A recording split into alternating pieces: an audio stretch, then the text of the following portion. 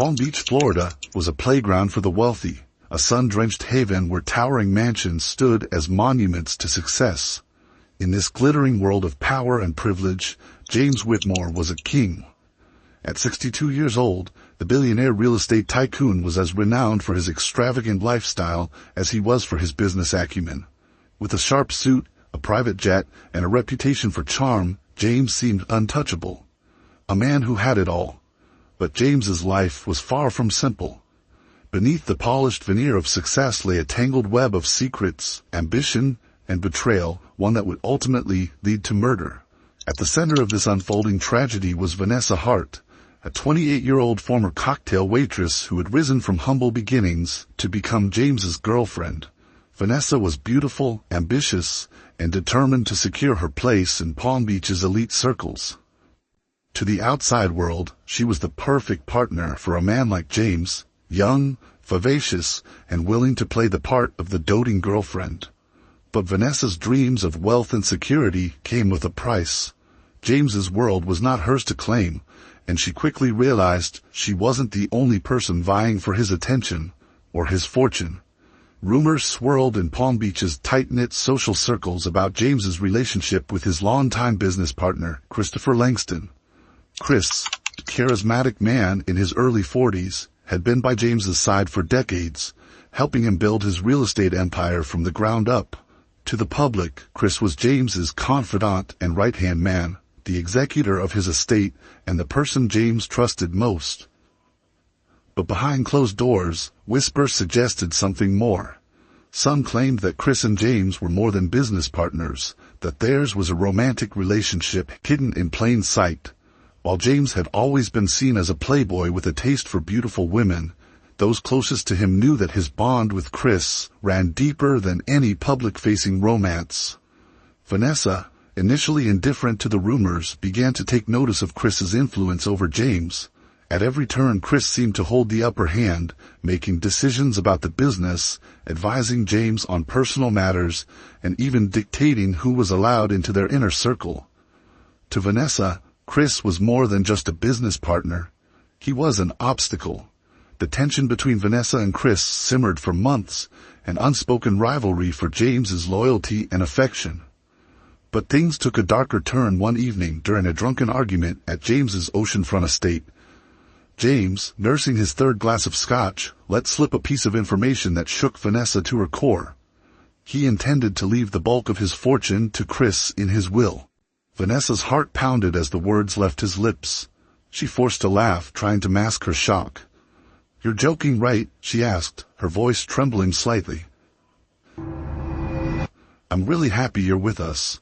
As we get started, please remember to like this video to support our work, and feel free to share. Which country do you call home? Now, let's keep the video rolling." James shook his head, his expression somber. "Chris has been with me through everything. He knows how to run the business, how to keep everything together. It only makes sense." "What about me?" Vanessa pressed, her voice rising. "What am I supposed to do if something happens to you? You think I can just walk away with nothing after everything we've built together?" James sighed, his patience wearing thin. "Vanessa, you've been in my life for 2 years. Chris has been here for 20. It's not the same." The conversation ended with James retreating to his study, leaving Vanessa alone with her thoughts. Her fury bubbled beneath the surface, a toxic mix of anger and desperation. She'd given up everything to be with James, her independence, her career, her pride, and now it seemed she had done it all for nothing. In the days that followed, Vanessa became consumed with the idea of securing her future, and Chris became the focus of her paranoia. She watched him closely during business dinners and social events, analyzing his every move. The more she observed, the more she convinced herself that Chris was deliberately trying to push her out of James's life. Vanessa's jealousy soon turned to obsession. She began researching Chris's life, digging into his past, and following his routines. Every detail she uncovered only fueled her resentment. Chris wasn't just a threat to her relationship with James, he was the key to everything she wanted, but couldn't have. By the time Vanessa discovered that James and Chris were planning a weekend retreat at their secluded lake house, her mind was made up. This wasn't just about money anymore. It was about survival, and in Vanessa's world, there was only room for one winner. Vanessa Hart had always believed she was playing the long game, carefully cultivating a relationship with James Whitmore to secure her future. But the revelation of his will had thrown her into a spiral of doubt, anger, and desperation. Every moment she spent with him now felt like a cruel performance, a daily reminder that all her sacrifices were for nothing if Chris Langston remained in the picture.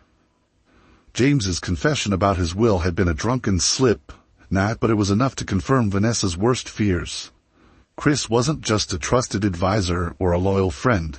He was the centerpiece of James's life. Everything James had built, everything Vanessa had imagined becoming hers one day, would go to Chris. The sprawling real estate empire, the yachts, the luxurious homes, even the investments that churned out millions in passive income. All of it was promised to the man who, in Vanessa's eyes, had stolen her future. Her anger grew with every passing day. She replayed that conversation over and over in her mind, her resentment toward James and Chris feeding on itself. She tried to bring up the topic again with James during a quiet dinner one evening, carefully masking her frustration with concern.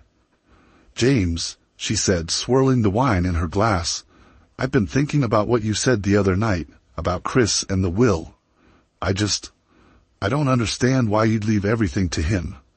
James sighed, setting his fork down. "Vanessa, we've been through this. Chris has been with me since the beginning. He knows how to manage everything. If something happens to me, I trust him to make sure the business doesn't fall apart." "But don't you trust me?" Vanessa pressed, leaning forward. "I've been by your side for 2 years. I've supported you, been there for you. Don't I deserve to be part of your future?" James shook his head, his patience clearly wearing thin. "This isn't about trust, Vanessa. It's about experience. You don't know anything about running a real estate empire. Chris does." The dismissal stung, and Vanessa forced a smile to hide the hurt. "I see," she said quietly, withdrawing into herself. But inside, her anger burned hotter. As the days turned into weeks, Vanessa began to notice things she hadn't before, or perhaps she was simply paying closer attention. James often called Chris late at night, their conversations stretching on for hours. At business dinners, James deferred to Chris on major decisions, treating him as an equal rather than an employee. And while Vanessa was frequently by James's side at social events, it was Chris who occupied his time behind closed doors, discussing business strategies and personal matters Vanessa was never privy to. Her paranoia deepened. She started paying more attention to the subtle dynamics between James and Chris, looking for any signs that could confirm her suspicions.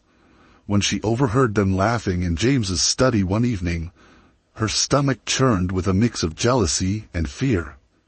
One night, while James was out, Vanessa couldn't resist the urge to snoop.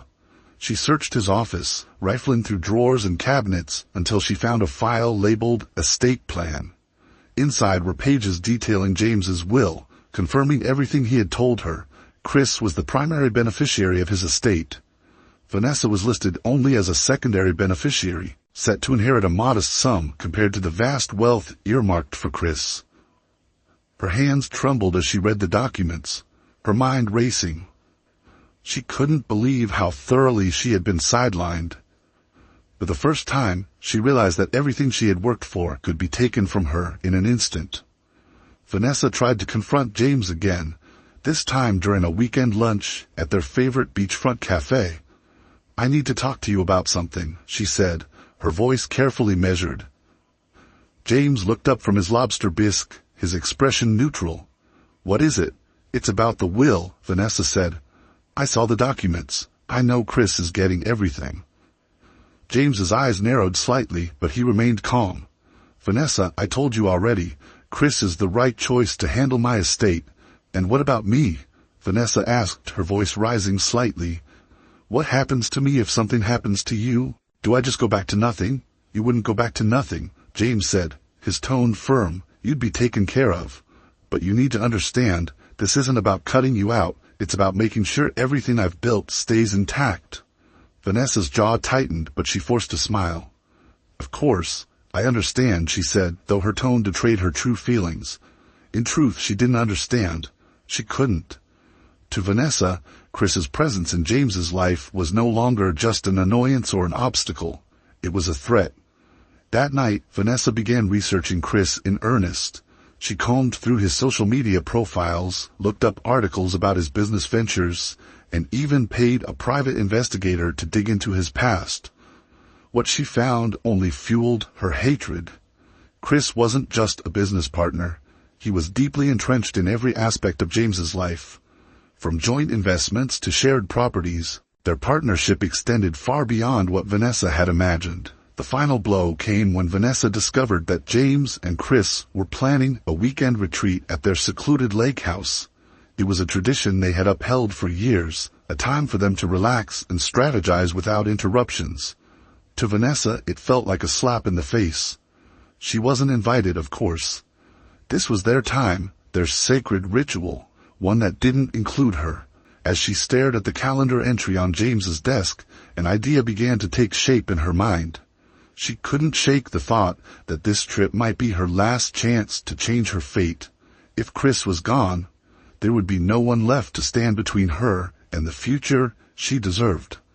By the time James left for the lake house, Vanessa had made up her mind. She wouldn't sit by and let her dreams slip away. She would take control, no matter the cost. Vanessa Hart couldn't sleep. Each night, her thoughts churned with the same toxic blend of anger, envy, and desperation.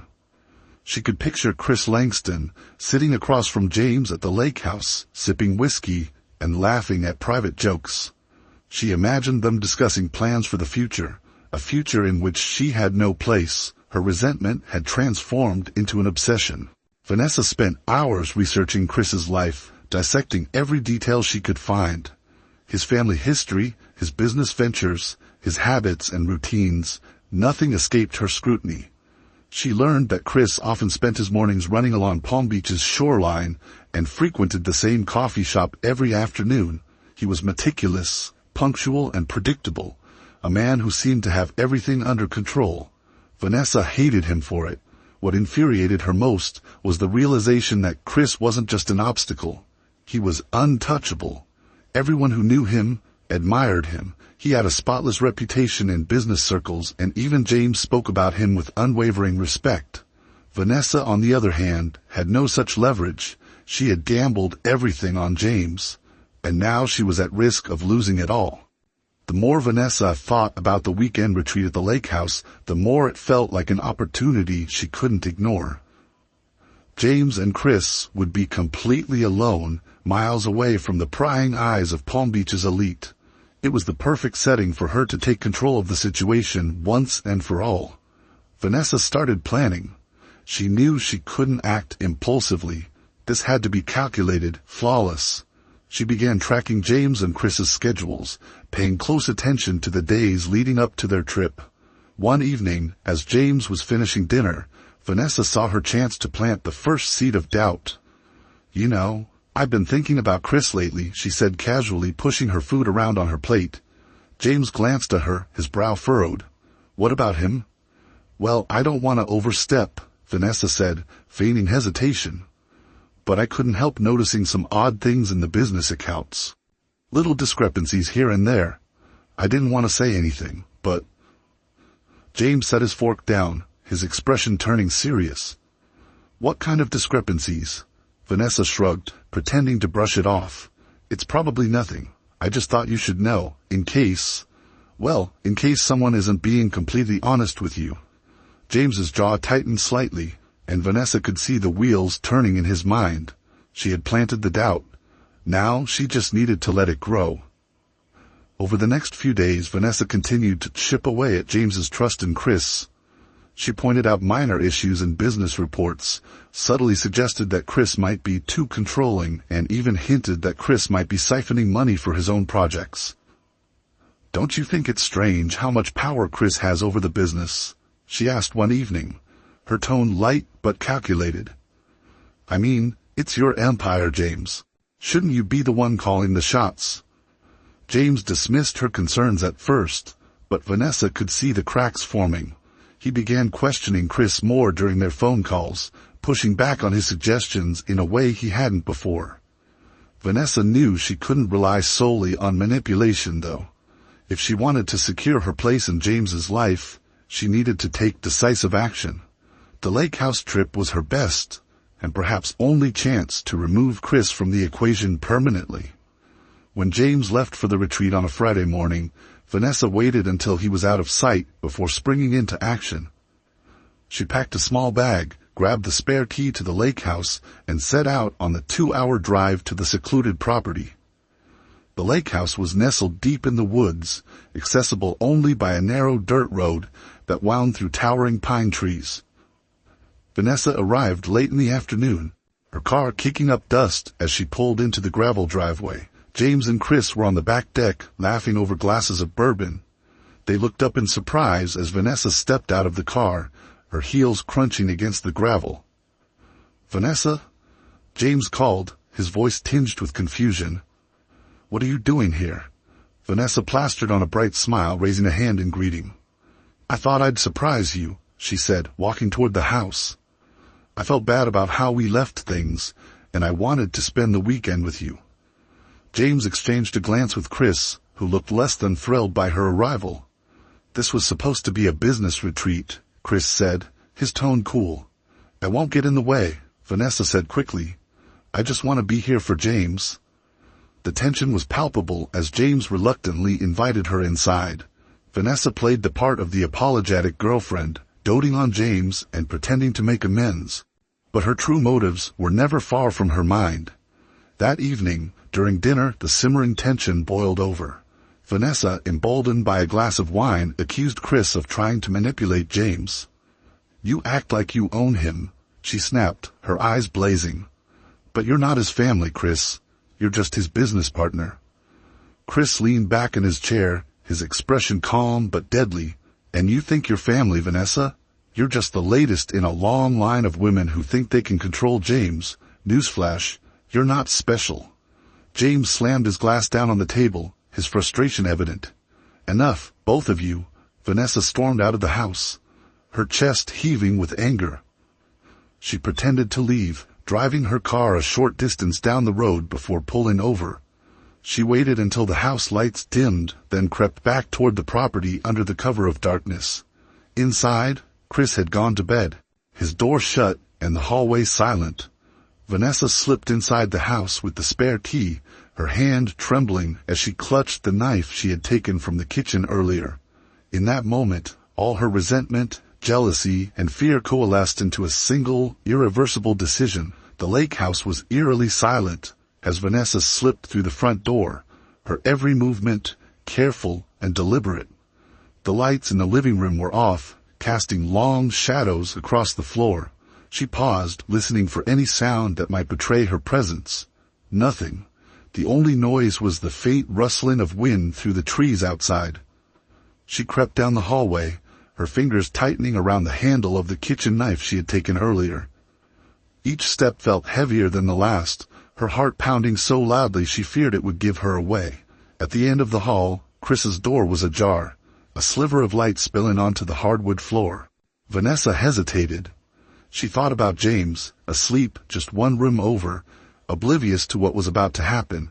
She thought about Chris, his smug expression, and the way he had dismissed her as irrelevant. She thought about her future, her dreams of wealth, security, and power, all slipping away because of him. No, she couldn't let that happen. Vanessa pushed the door open slowly, the hinges creaking just enough to make her wince. Chris was lying on the bed, his back to her, one arm draped over a pillow. His breathing was steady, deep, he was fast asleep. She stepped inside, the knife trembling in her hand. Her mind raced, flooded with doubts and fear, but the anger burning in her chest drowned out everything else. In one swift motion, she lunged forward and plunged the blade into Chris's back. He woke with a gasp, his body jerking violently as he tried to turn over. Vanessa pulled the knife out and stabbed him again, this time aiming for his chest. Chris's eyes locked onto hers, wide with shock and pain, but he couldn't speak. His lips moved soundlessly as blood pooled around him, soaking the sheets.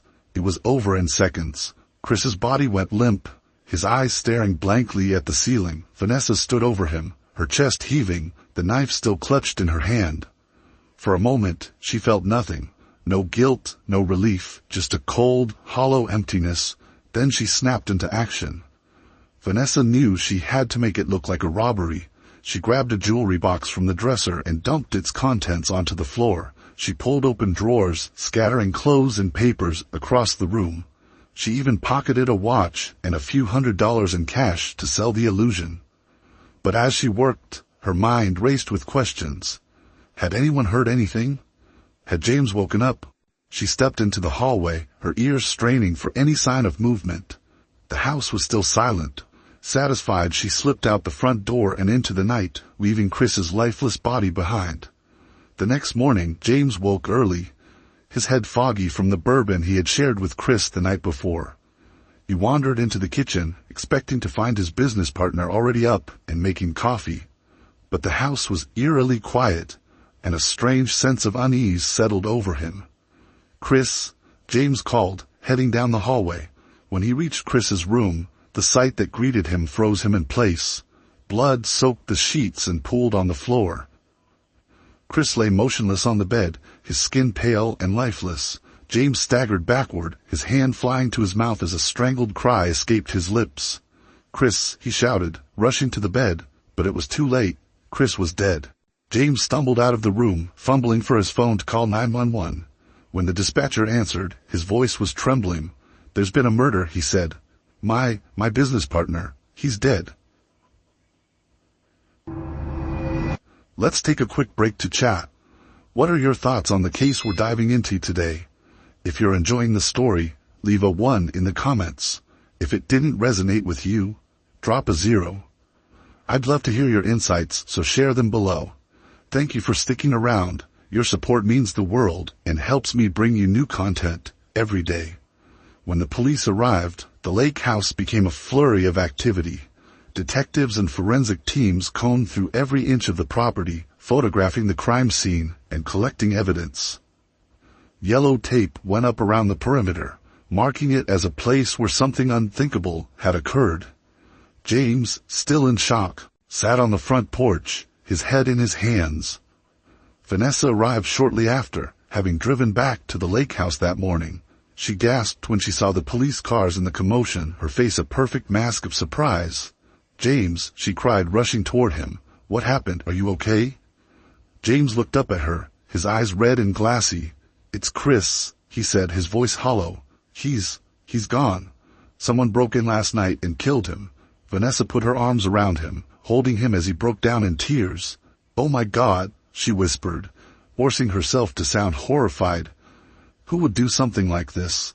Her performance was flawless, and for a moment, James seemed to draw comfort from her presence. But the police were less convinced. Detective Laura Bennett, the lead investigator on the case, noticed inconsistencies in Vanessa's behavior almost immediately. While James was clearly devastated, Vanessa's grief seemed rehearsed. "Too perfect. We'll need to ask you both some questions," Bennett said, her sharp eyes flicking between James and Vanessa. "Standard procedure." Vanessa nodded, feigning cooperation. "Of course. Anything to help." During her interview, Vanessa stuck to her story. She claimed she had left the lake house the night before, after an argument with Chris, and hadn't returned until the morning. She painted herself as an innocent bystander, a victim of circumstance who had stumbled into a nightmare. But Bennett wasn't buying it. Surveillance footage from a nearby gas station showed Vanessa's car passing by the lake house late that night, long after she claimed to have left. Forensic evidence only deepened the investigators' suspicions. Vanessa's fingerprints were found on the jewelry box she had ransacked, as well as on the dresser drawers in Chris's room. The scattered items didn't fit the pattern of a typical robbery, and nothing of significant value had been taken. "We've got a problem here," Bennett told her team. "This doesn't look like a break-in, this looks personal." James, unaware of Vanessa's growing web of lies, continued to lean on her for support in the days after Chris's death. She played the role of the grieving partner perfectly, consoling him and even suggesting they hire private investigators to help find Chris's killer. But as the evidence mounted, the police began closing in. 1 week after the murder, Detective Bennett brought Vanessa in for another round of questioning. This time, the tone was different, colder, more direct. "Vanessa," Bennett said, her gaze piercing. "We know you weren't where you said you were that night.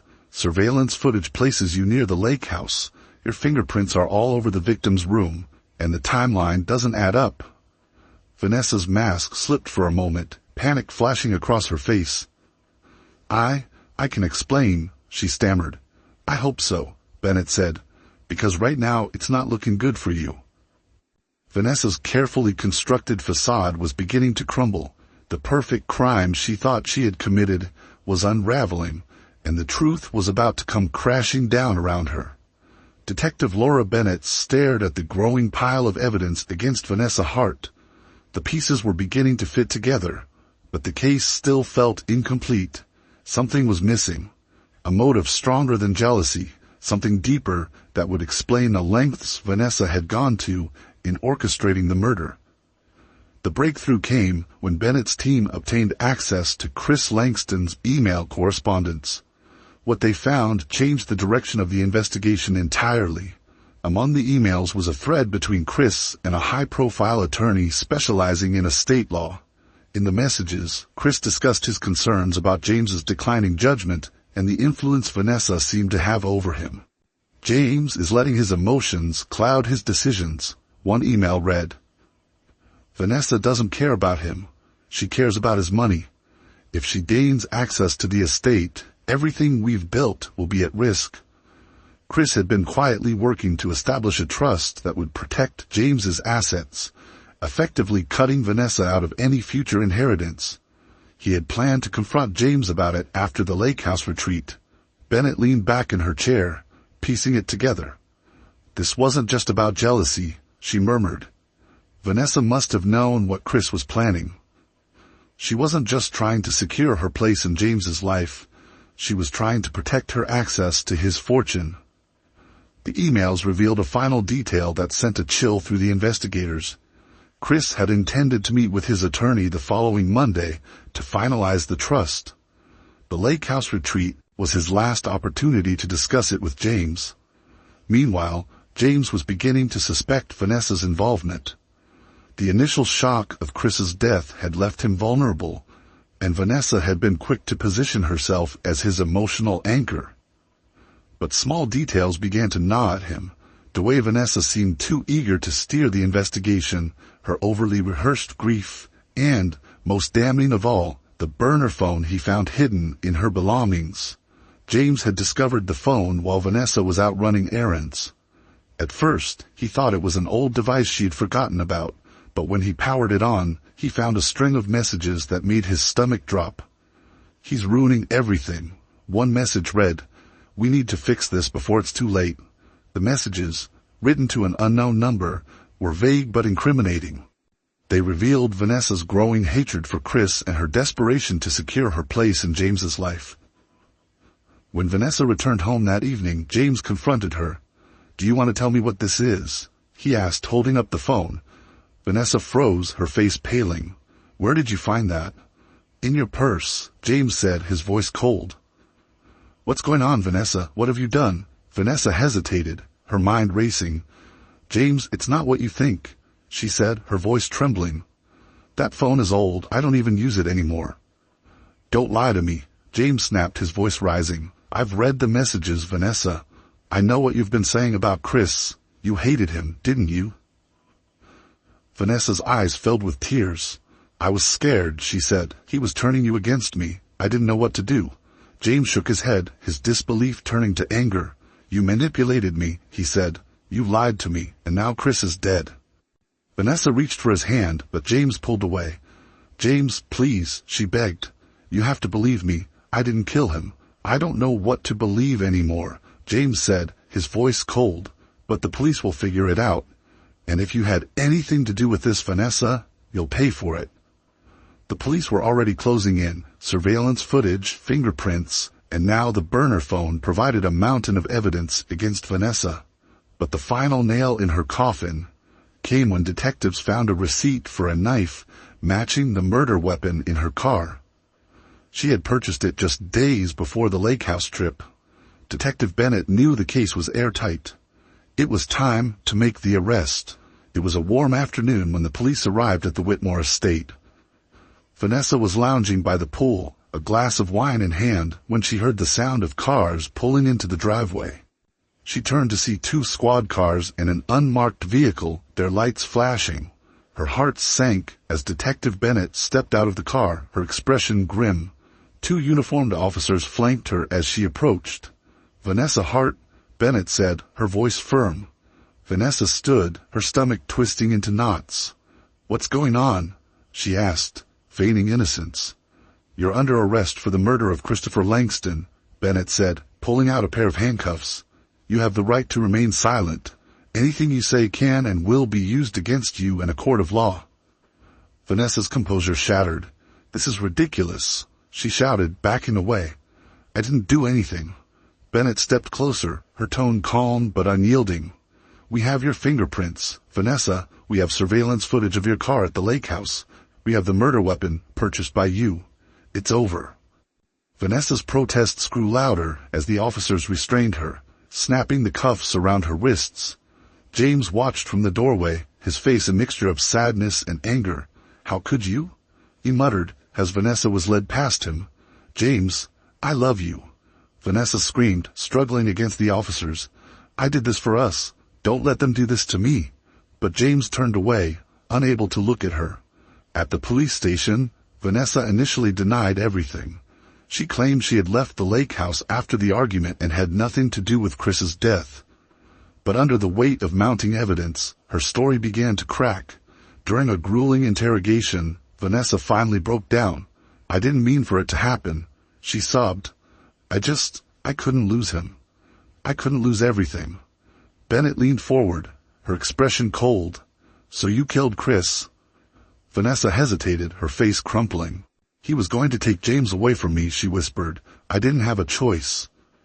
The confession was all the detectives needed. Vanessa was charged with first-degree murder, and the case against her moved swiftly to court. The media pounced on the story, dubbing Vanessa the Lake House Killer. Reporters dissected every detail of her life, painting her as a manipulative gold digger who would stop at nothing to secure her place in James's world. James, devastated and humiliated, issued a public statement condemning Vanessa's actions. "I was blind to her true intentions," he said. "Chris was my closest friend, and his death is a loss I'll carry for the rest of my life." As Vanessa sat alone in her cell, the life she had fought so hard to build crumbled around her. She had gambled everything, and lost. The stage was set for the trial, a spectacle that would expose every lie, betrayal, and motive behind the murder of Christopher Langston. Vanessa Hart's trial began on a brisk fall morning, and from the moment the courtroom doors opened, it was clear this would be no ordinary case. Reporters crowded outside the courthouse, their cameras trained on the entrance as Vanessa arrived in a neatly pressed suit, escorted by her defense attorney. Inside, every seat was filled with spectators eager to witness the unraveling of the scandal that had gripped Palm Beach's elite.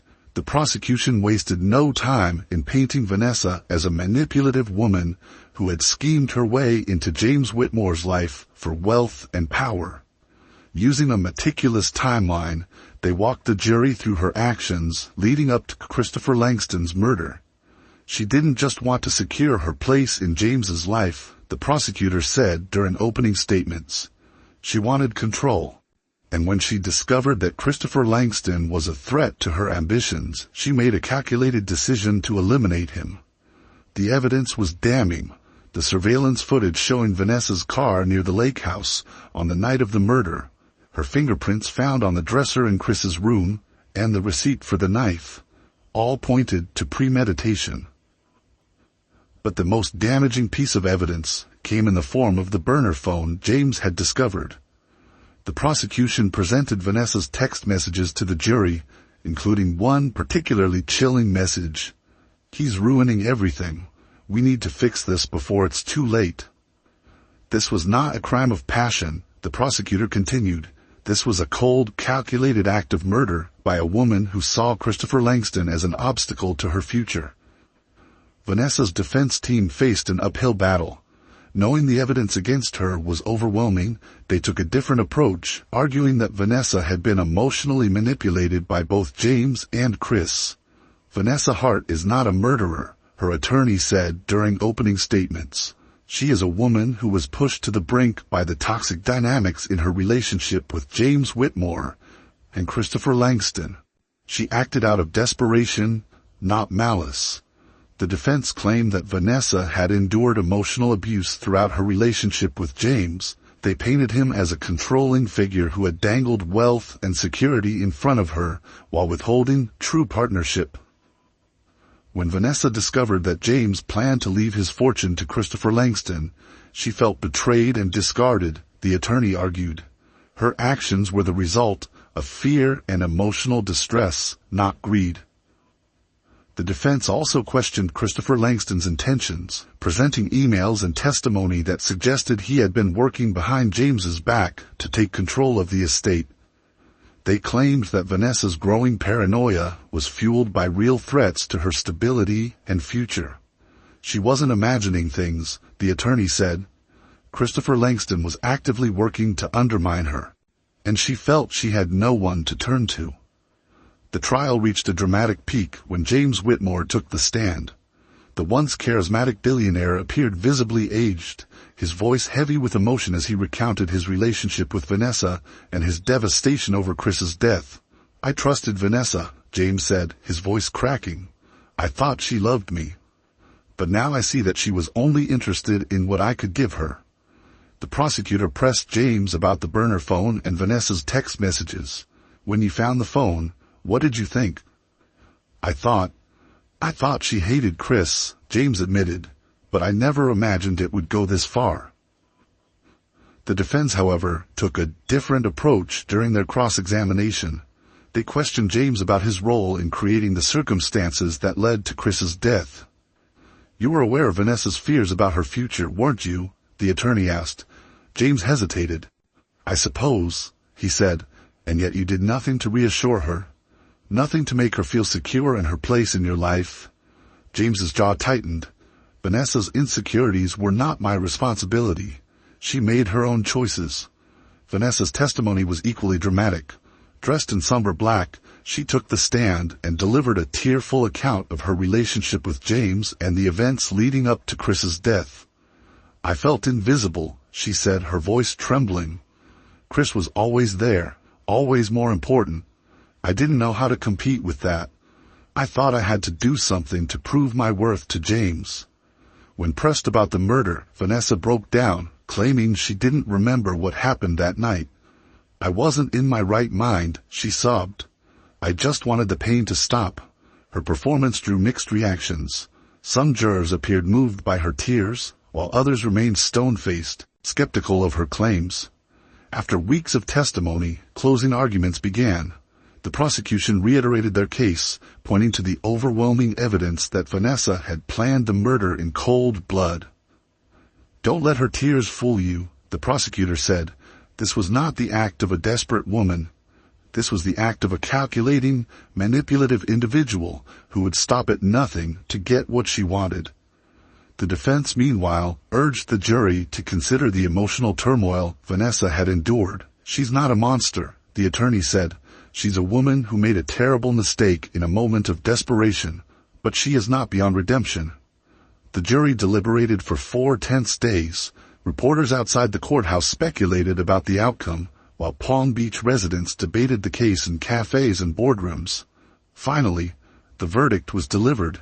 On the charge of first-degree murder, Vanessa Hart was found guilty. Gasps rippled through the courtroom as the judge read the sentence: life in prison without the possibility of parole. Vanessa's face remained emotionless as the verdict sank in, but as she was led out of the courtroom in handcuffs, she turned to James. "I loved you," she said, her voice hollow. James looked at her, his expression unreadable. "You loved my money," he replied quietly. In the weeks following the trial, James retreated from public life. The death of Christopher Langston and the betrayal by Vanessa left him broken and isolated. He sold the lake house, donated a portion of his fortune to charities in Chris's name, and announced his retirement from the real estate business. "I made mistakes," James admitted in a rare interview. "I let my greed blind me to the people I trusted most, and now I have to live with the consequences." Vanessa, now known as the Lake House Killer, was transferred to a maximum security prison. In a televised interview from behind bars, she showed no remorse, insisting she was a victim of circumstances beyond her control. "I was pushed into a corner," she said. "If Chris hadn't interfered, none of this would have happened." But the public wasn't convinced. To them, Vanessa's story was a cautionary tale about the dangers of unchecked ambition, greed, and betrayal. As the case faded from headlines, its legacy lingered, a dark reminder of how quickly lives can unravel when secrets, lies, and desperation collide. The trial of Vanessa Hart was over, but the ripple effects of her actions continued to reverberate through Palm Beach and beyond. Her story became a haunting reminder of how ambition and betrayal could destroy not just lives, but entire legacies. James Whitmore, once a commanding figure in the world of real estate, had become a recluse in the aftermath. His sprawling empire, carefully built over decades with Christopher Langston by his side, was now overshadowed by scandal and tragedy. Journalists referred to him as a cautionary billionaire, someone who had allowed personal relationships to compromise his judgment. In a rare interview with a local Palm Beach magazine, James opened up about his regrets. Sitting in a modest home far removed from the grandeur of his former life, he looked older, worn down by the weight of his decisions. "Chris was more than a business partner," James said, his voice heavy with emotion. "He was my closest friend, someone who understood me better than anyone else. Losing him, it broke something in me. And Vanessa, I thought I saw something real in her, but I was blind to her true nature and to the consequences of my own actions." James admitted that he bore responsibility for the toxic dynamics that had fueled the tragedy. "I enabled Vanessa's behavior," he said. "I kept her close while keeping her at arm's length. I thought I was in control, but in reality I was too focused on maintaining my image and my empire to see what was happening right in front of me." Despite his public statements, James avoided the spotlight, choosing instead to quietly donate a significant portion of his remaining wealth to charities in Christopher Langston's name. One of the most notable donations funded a scholarship for aspiring real estate professionals, a gesture James hoped would preserve Chris's legacy. Vanessa Hart, meanwhile, was adjusting to her new life behind bars. Dubbed the Lake House Killer by the media, she became a source of morbid fascination for true crime enthusiasts. Documentaries, podcasts, and even a made-for-TV movie chronicled her rise and fall, often sensationalizing her actions and casting her as either a calculating villain or a victim of circumstance. But behind the prison walls, Vanessa's reality was far less glamorous. Inmates and guards alike viewed her with disdain, seeing her as the epitome of greed and betrayal. She spent her days in isolation, replaying the events that had led her to this point. In a prison interview recorded years after her conviction, Vanessa appeared defiant, refusing to take full responsibility for her actions. "I'm not the monster they made me out to be," she insisted, her voice steady but cold. "I did what I had to do to survive. Chris was going to ruin everything. He wanted me gone. He pushed me into a corner, and I had no choice." When asked if she regretted her actions, Vanessa paused, her expression hardening. "I regret trusting James. He let me believe I had a future with him, and then he threw me away like I was nothing. If I'm guilty of anything, it's believing in him." Her lack of remorse only fueled public disdain. To many, Vanessa's story was a stark warning about the destructive power of greed and entitlement.